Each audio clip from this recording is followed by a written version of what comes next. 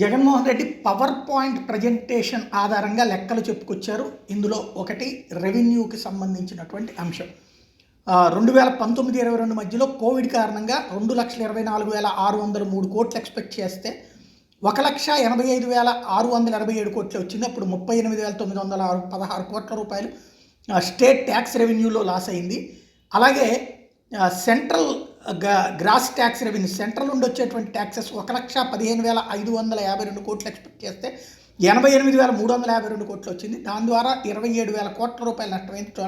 టోటల్గా 66,116 కోట్లు ఆ రోజున మనం నష్టపోయాం. అందువలన ఒక సమస్య ఫేస్ చేసాం, అయినా దాన్ని అధిగమించామని చెప్పుకొచ్చారు.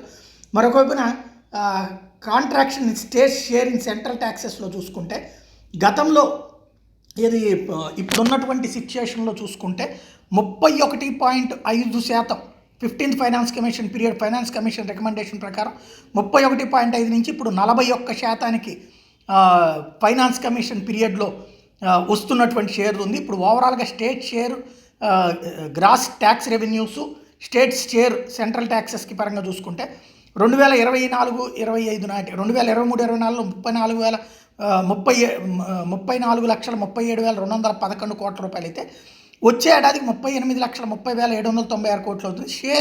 స్టేట్కి షేర్ పరంగా చూస్తే ఇప్పుడు 11,04,493 అంటే టోటల్ ఆల్ స్టేట్స్ కలిపి చూస్తే వచ్చే ఏడాదికి 12,19,783 కోట్లు అవుతుంది. అయితే పర్సంటేజ్ పరంగా చూసుకుంటే 32.13 నుంచి 31.84% తగ్గుతోంది.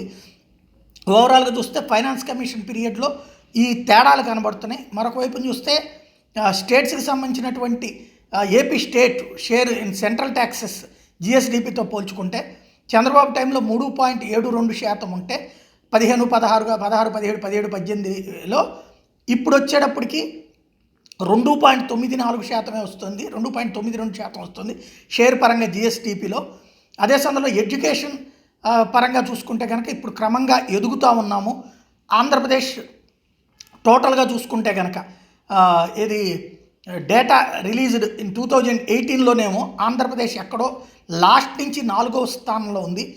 అదే ఇప్పుడు చూసుకుంటే కనుక టోటల్గా అప్పుడు 33rd పొజిషన్లో ఉంది చంద్రబాబు టైంలో. ఇప్పుడు భారీగా ఎదిగామన్నటువంటి లెక్కలు చెప్పుకుంటూ వచ్చారు. అలాగే చంద్రబాబు నాయుడు ఇచ్చేటటువంటి హామీలు అగ్రికల్చర్ ప్రామిస్ ఫెయిల్యూర్ పరంగా చూస్తే 87,612 కోట్ల రూపాయలు అవసరమైతే 15,000 కోట్లు ఇచ్చి సరిపుచ్చారన్నటువంటి పాయింట్ ఇక్కడ ప్రధానంగా హైలైట్ చేశారు. ఓవరాల్గా చంద్రబాబు హయాంని పోల్చి చూస్తూ తన హయాంలో అద్భుతం చేశాం కాబట్టి ప్రజల్ని ధైర్యంగా వెళ్ళి అడగగలుగుతున్నామని చెప్పుకొచ్చారు.